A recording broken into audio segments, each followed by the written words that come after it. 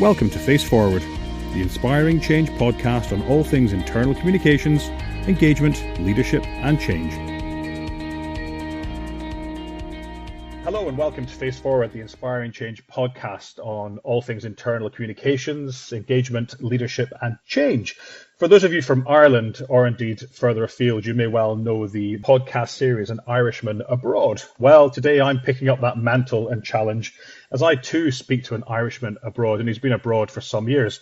Tom Murphy, Director of Global Communications for Microsoft Services, who's based in Seattle. Hello, Tom. Hey, good morning, Scott. How are you? I'm well, thanks. How's everything in Seattle? Yes, Seattle's good. Summer's finished and autumn is rolling in, so a couple of months of greyness, but other than that, all good. Lovely. So, what we'll do is, what we normally do at the start of these conversations is just kind of get you into your stride by just giving us a few minutes maybe about you and your background. Sure, yeah. So I've been working in the area of communications for over 20 years at this point. Started in Dublin back in the 90s, working in a PR agency in Dublin. At around the time that the technology boom started happening. So I got a huge opportunity to work with a lot of big brands like Microsoft and Intel and Gateway, if we remember them back in the day. Got a lot of experience, got a lot of exposure, and then had the opportunity to move to work with a lot of Irish tech companies. So moved to Iona Technologies for a few years. Our paths crossed at Marrakech back in the day, if you remember that long ago. And then ended up with Cape Clear Software, who was started by a load of ex-Iona employees and ultimately was bought by Workday. And so then around 2005, I was thinking about my career. The one thing I was missing was working inside a large corporation. So in 2005, I joined Microsoft, running PR and corporate social responsibility for Microsoft in Ireland. Had a great time there, learned an awful lot, and after about 3 years, was approached to move to Seattle to headquarters. So moved here in 2009, and then spent a lot of time working across various public relations functions in Microsoft, from issues management to corporate social responsibility, and then into the product group. So ran commercial PR for Windows and ended up running global PR for Office, Microsoft Office. And then about 4 years ago, I guess, I was thinking about what would I do next. I'd done a lot of stuff around PR, obviously, around the world. Really wanted to think about doing something different. And at the time, started to see a lot more interest around internal communications. The global war for talent means companies are spending a lot more time thinking about their people and how they recruit and retain the best and brightest. And also the way our world of work is changing. When you look at the impact of digital, everyone is challenged with facing a lot more change these days than ever before. Businesses are changing. The pace of that change is increasing. And so internal communications seemed to me to be a very interesting place. And fortuitously, around that time, I was approached by an incoming executive who was taking over the Microsoft Services business and really saw communications as a core priority lever for driving large-scale change. And so I thought it was a great opportunity, and I joined the team, and I haven't looked back. It's been an amazing 4-year journey. Okay, brilliant. And I guess that was an amazing snapshot of where you are today. When you talk about change, and I think for me, change has become the new black. And this whole idea of people being change ready is almost kind of nearly irrelevant now. And the term that I've coined in Inspiring Change is change active. That we want people to see change as something they can get involved in to their own benefit and the benefit of their organization. I completely agree. I think if I look back to when I started working, the big social change then was, you're not going to work in the one company for the whole of your career. That was the big shift, seismic shift that was happening. Whereas today, you're not going to be doing the same job in 3 years' time. You're going to need new skills in 3 years' time. And so I think we all have to get comfortable. And I think as human beings, we're not comfortable with change, but we have to become more comfortable with change. And I think organizations have to help their people become more comfortable with change. And we're seeing that's accelerating every single month. Okay, interesting. And I had Orla Hunt on episode 13 from Human Leadership. And she talked a lot, she works a lot in the space around digital, but actually helping leaders during times of digital transformation and digital change. And the whole realization that actually computers, yes, are going to take over some elements of our work, and particularly that repetitious type work, but there will still be areas in which human beings are needed, because there's a lot of work that computers can't do. I think there's no question. I think when you look at AI and cloud-based computing, it is going to take a lot of the kind of humdrum, very low-level processing away. But the need for humans and human ingenuity and creativity is not going away anywhere. But what we do need to do is continue to develop new skills. And so that continuous professional development, that appetite for learning is critical. Absolutely critical. I see it every day. And even in the world of communications, the way we did while the basics of communications are pretty consistent, or certainly the basics of great communication, the tools we use, the techniques we use, how we think about, the written word, video, audio, it's all evolving all the time. I agree. When you mix into that all the new channels that are becoming available, and as you say, in the digital world of work, people not necessarily being face-to-face anymore, certainly physically face-to-face, that brings a whole new element. It does, and it drives culture change, it drives process change, it really has a huge impact on the daily lives of everybody. Okay. Tell me a little bit, you work in an organization, Tom, that has 120 or 130,000 people across the world, across all the continents in 40 countries. Tell me a little bit about maybe pick one of the change projects that you've been involved in and bring me through that. Yeah, well, Microsoft itself has been on Microsoft itself has been on a huge cultural change for the last 3 or 4 years, and I think most people have started to have heard about that or read about that. And so the company really has been shifting since our new CEO Satya Nadella joined. Really has been looking to change the culture of Microsoft to react to the way the world is changing outside. When I joined Services, Services does everything from they're the people who answer your calls when you want to have a question about Xbox, through to consultants working in 140 countries helping customers build some of the biggest IT projects in the world. And there's about 25,000 people in that organization. So it's the largest people organization in Microsoft. And when I joined 4 years ago, one of the key things that the new leader wanted to do was actually transform the business. Due to competitive reasons, due to just the way the world was changing. And so that meant for about 15,000 of our 24,000, 25,000 people, their jobs were going to change, their manager was going to change, the business processes they used were going to change. So it was a huge multi-year change process. And it was fascinating. As you think about the various components of change, I really kind of put it into 3 buckets. One, you've got to build a very clear case for change. People may have views on why you need to change, but there needs to be a consistent set of a consistent framework for why we need to change as an organization. Then the second piece is, where are we going? What's the vision? What's the end of this change process look like? With a view that change is turning into a constant, unfortunately. And so once you have the case for change, and the other thing about case for change is not just at the beginning of the change process. You need to bring that case for change all the way through. I tell leaders when they start getting bored with their case of change, it means their people are just beginning to internalize it. And then the third piece is the piece between the case for change and the end vision is the hard work that happens in the middle. And that's really about giving people the information they need to move through the change process. It's about over-communicating, because if you leave a vacuum, people will fill it. And it's also about, one of the big changes I see is that change in the past would have been a set of leaders going to a room, making a decision, then implementing change. What's changing now in the world of digital is it's a far more transparent process. Leaders, I think, have realized that the people doing the work are the people who have the best view of the processes, of the problems, of the challenges. They're the people who can give you context on whether a change you're suggesting is going to work or not. So bringing those people on the journey is critical, and listening is critical. And I think when we started our change process, I think there was a bit of skepticism that, oh, come on, you've already made the decisions, you don't really want our feedback. So we had to go through a process where we really made it clear we did need their feedback, where we used their feedback, where we implemented their feedback, and they helped shape the transition, which ultimately made for a successful transformation. I think interestingly, that whole idea of bringing, for me anyway, as a communicator like you, bringing people on the journey and seeing them as part of the solution and not part of the problem, not seeing them as a speed bump is so critically important. Well, it is particularly when you look at, industries where people are highly qualified, industries where people are very highly skilled.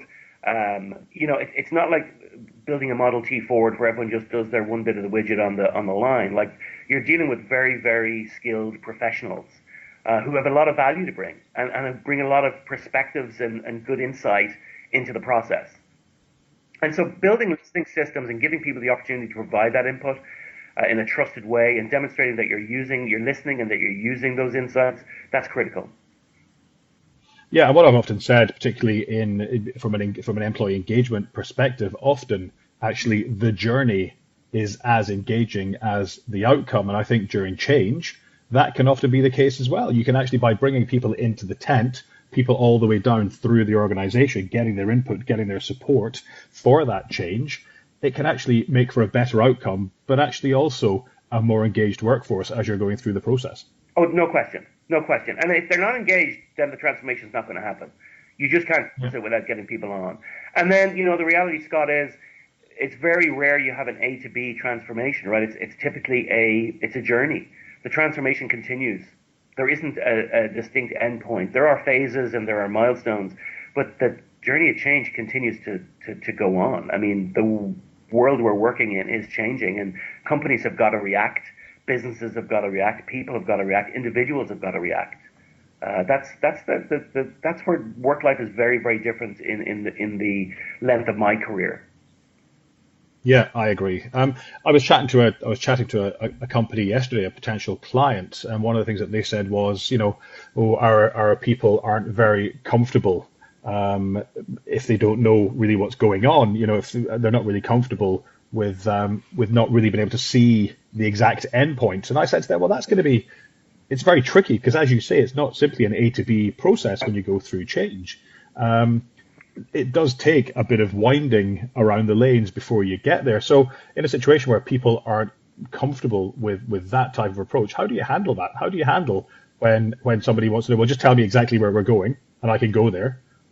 How do you do that? Well, that's the process we went through. So people, when we started this change process 4 years ago, and it's mostly completed, this phase of it anyway at this point, people wanted exactly that. They wanted the answer. And we said, well, look, here's the vision of where we're going. But how the specifics of how we get there and what it looks like in the end is going to have to be influenced by you. And I think there was a lot of skepticism at the time that actually management had all the answers and they just were going to drip feed them out over a period of time. But by engaging people, by demonstrating you were taking people's feedback and it was helping shape the journey, it helped people get into the process and embrace it and get on with it. So I think involving people, listening to them, validating their feedback, and being honest that, okay, they want A, but actually we're going to do B and here's why, and walking them through that process. So that transparency through the process will help. I think as humans, we're inherently uncomfortable with change. So I'm not sure it's ever going to go away. But I think the more you engage people and get people involved in the process, it makes for both an easier process and a more effective outcome. I absolutely agree, and I think from that perspective, I think we've both probably met leaders who aren't necessarily comfortable with going out to staff until they have all the answers. Well, sure, why would I go out to them and tell them that I don't know what we're doing exactly? What would you say to that? I would say leaders are no different than you and me and the rank and file and everybody else. They have to evolve just as everyone else is evolving. And the reality is today, because plans change so quickly. There's that great saying about, a battle plan is great until the first shot is fired, right? Yeah. Plans change. You've got to be flexible. Leaders have got to be flexible. I think leaders need to set the right tone at the top. Leaders need to provide clarity on why we're changing and where we're going. And then they need to engage their people. And there is a process where people get comfortable that, okay, we don't have all the answers, but we're going to make the right answers by getting people involved and engaged and get their feedback. But that tone from the top is vital. And leaders have to evolve just like everyone else. So they have to get comfortable with it because it's the reality. Because you don't know what the business is going to look like in 12 months' time. That is the reality. You may have a good educated guess, but you don't actually know. And so that's something. And I would say, the tone from the top is critical. And then the second critical thing, I think, is your people managers. Your frontline people managers are the people who are getting those questions, who are dealing directly with people who have concerns or who are raising issues. And so, enabling your people managers to do that is critical. Yeah, I can, and I couldn't agree more. I mean, I think that they are that layer of management in the organization. They're the ones that will make or break a change Absolutely. program or a change initiative. Absolutely. No question. And so investing time into your managers and your leaders is critical as well as getting the leadership piece right. I saw a stat from Gatehouse in the UK this year when they do their state of the survey or state of the nation around communications, and one of the stats that came out this year was that 56% of companies said that lack of communication skills for line managers was their biggest barrier to success, but worryingly, only a third of them was actually doing anything about it in the next 12 months. Yeah, we've started looking at doing workshops. We're at the early stages of it, but we started doing communications workshops on a small scale with some managers to help with, how do you communicate difficult news? How do you listen? How do you engage with people? And Microsoft does, in fairness, does a lot of development work for our leaders inside Microsoft. And we actually have, 3 leadership principles that we expect our leaders to adhere to around clarity, energy, and delivering success. And so I think companies are investing a lot more in equipping managers with the skills they need to lead their teams through change. Yeah, and I think they need to. For me, they absolutely need to do that. The analogy that I've often used is that, just because you're a good lawyer or a good IT person or a good whatever, it doesn't make you a good people manager. We wouldn't take Usain Bolt and put him in a pool beside Ian Thorpe because Usain Bolt's not a swimmer, he's a runner. So why we think that somebody who's good at legal is suddenly going to be a good people manager, I have no idea without the support and the training and the tools and the confidence to do that role. And I think we've all worked for managers who have been absolutely brilliant at doing their job, and through that have been made into a people manager when clearly they were not people managers. And those people struggle, and their teams struggle. I absolutely agree. Everyone cannot be a manager. And, being a manager is a huge amount of work. It's a huge commitment. And you've got to be passionate about your people and delivering on results. So I agree. I think this, and I do think in the past, companies were guilty of just hiring people, and then as you got more senior, became a people manager rather than actually looking for your aptitude as being a people manager. And I think that's changing because, if you want to keep the best talent, you've got to have amazing people managers. Yeah, I agree. Tell me a little bit about when you're facing into a project which is multi-year, and of course there's a whole load of changing context running around that change program, which is probably shaping it as well. How do you plan a communications program in that kind of environment when you're not going from A to B to C to D to finish? How do you plan your communications strategy in an environment like that? Well, as I was going back earlier, you start with your case for change. You have your vision of success, and then you're going to have to over communicate in between. And you'll work very closely with the change team in terms of what the major milestones are. So you'll be able to plan to the next milestone. Then when you get to that next milestone, obviously that's going to land well, or it's going to have to change, or it's going to. So at that point, the plan has to change. So you have to have that flexibility to change. But that throughout this process, you're going to be over communicating a lot. So we spend a huge amount of time with the change management team in huge detail on the business process, on the people change. We work with HR. We work with all the groups around the company. And then you've just got to build flexibility into the system. If you get to milestone 2 and all of a sudden things have to change, then you've got to replan. So you're replanning all the time. But Okay. the important thing is you have the framework up front. You're clear why we're doing this and where we're going. And then that enables you to make the right decisions as you move through the process. But, one of the things about being transparent and taking people's opinions and listening and engaging is that plan's going to change.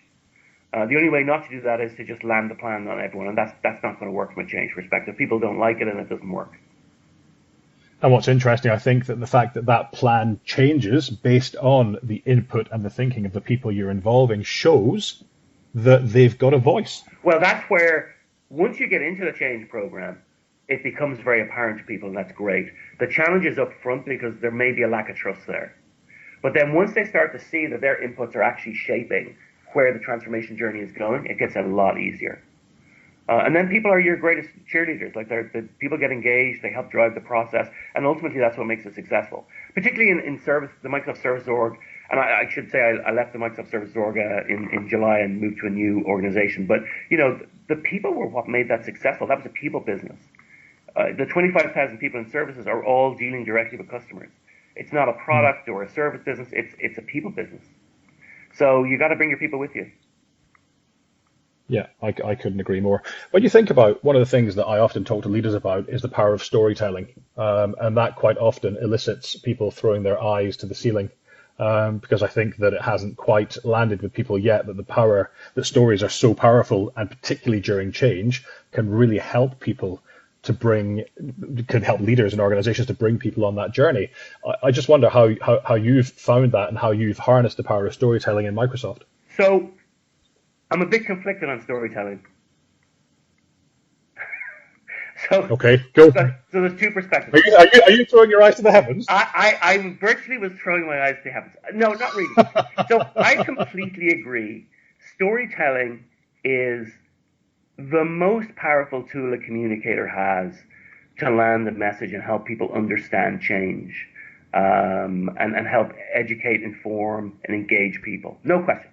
Storytelling is incredibly powerful.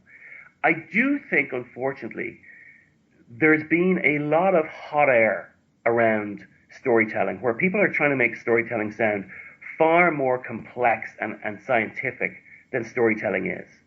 I believe anyone can be a good storyteller. I believe if you make it to adulthood as a human being, you're well able to tell stories because you've had to tell stories to make it to adulthood. So some of the science around storytelling, I do throw my eyes up to heaven on. I think where you do effective storytelling is by putting a focus on it and giving it the right attention. I think where storytelling falls down is people don't actually think about telling a story. They just try and share a load of random information. So I think storytelling is incredibly powerful, but I also believe anyone can do it. I don't think it's this dark art that only a few people can master. I think anyone can be a great storyteller, but it's like anything else, Scott. You've got to invest the time. Like if you want to engage your employees, you've got to invest the time. If you want to be a good storyteller, you've got to invest the time. But if I think about a tool, particularly in a time of change, the fact you can get Mary to share how this change is changing how she engages with her customers and tell a story around that, there's no better way of helping people understand why we're making this change.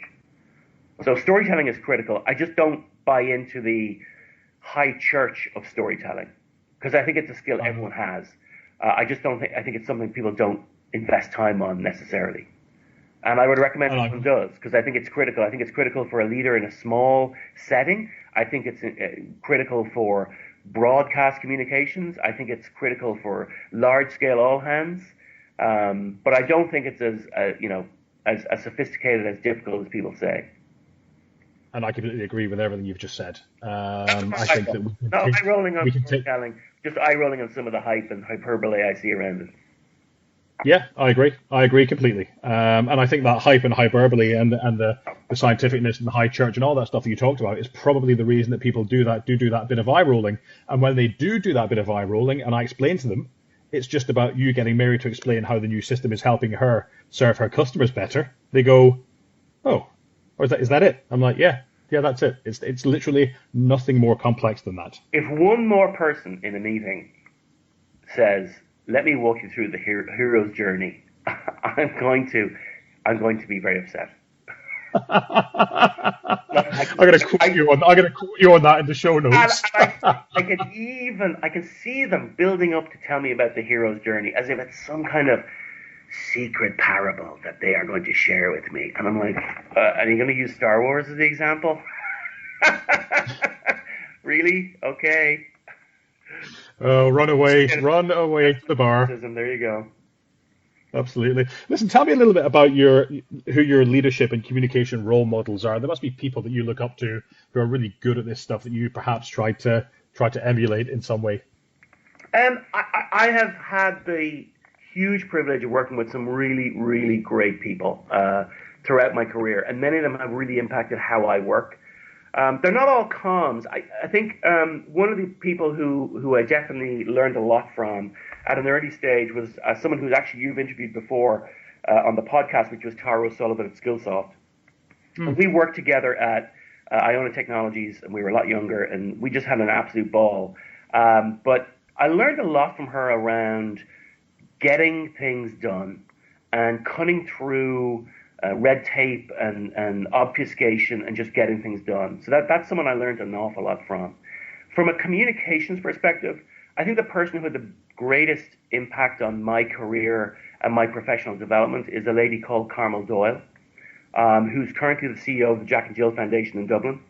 And she transformed. When I grew up in a very traditional PR agency structure where everyone was expected to be able to do everything, where failure was something that was just you had to avoid at all costs. And Carmel has this incredible philosophy about risk taking, about experimenting, about being smart, about, hey, there are people better than you at doing, for example, your finances. So it's not a sign of weakness to get them to do that. It's actually a better use of your time to be focused on things you can actually do. And so she completely transformed how I thought about work. And to this day, she's an absolute rock star. And then currently I work for a leader called Anand Eshvaran, who runs our global enterprise business. And as a leader, he's the most remarkable leader I've worked with. In terms of bringing together clearly intelligence and vision, but with empathy, with a focus on people. I've really learned a lot from him, and he's hugely passionate around communications, which obviously puts him up in my book because I'm a communications person. But to see how he operates at scale with large groups of people, driving change, driving for good outcomes, but putting people at the center, has been a phenomenal learning for me over the last 4 years. And learning is just something that's constant in our careers today. So they're the three people I'd probably call out as the greatest influences. Okay, interesting. Thank you. And very finally then, this is a question that I ask to everybody that comes on the podcast. What one piece of leadership advice would you give to your 20-year-old self, knowing what you know now? The single greatest thing that we all must embrace is learning. The world is changing so quickly. Having an aptitude and a commitment to constantly question the status quo and look at things differently and open yourself to new experiences and new perspectives is probably the single greatest attribute I think you need in the 21st century to stay working and be successful. And part of, one of the things through Microsoft's cultural transformation has been this thing around, I don't know if you've heard about it, the growth mindset. Mm-hmm. And this has really transformed the company and transformed individuals. And it was coined by this lady, Professor Carol Dweck.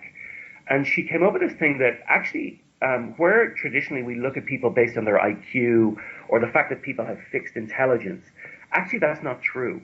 And actually, if you enable people to constantly learn and experiment and try different things, you actually see people's capabilities hockey stick in terms of growth and improvement. And so, and core part of that is learning. It's from our CEO Sachinella has this phrase that it's moving from a know-it-all culture to a learn-it-all culture, and I think that sums up where we are today and what we need to embrace. Interesting. Thanks very much. That's a great point to finish on. Tom, listen, it's been really, really nice talking to you. Enjoy the rest of your day. We're about to go home for the day. But thanks a million for coming on, and really, really appreciate the time. Scott, absolutely delighted. Always great to talk to you, and thanks a million. Thanks for listening. For more on inspiring change, to read our blog, and to listen to other podcasts, please visit inspiringchange.ie.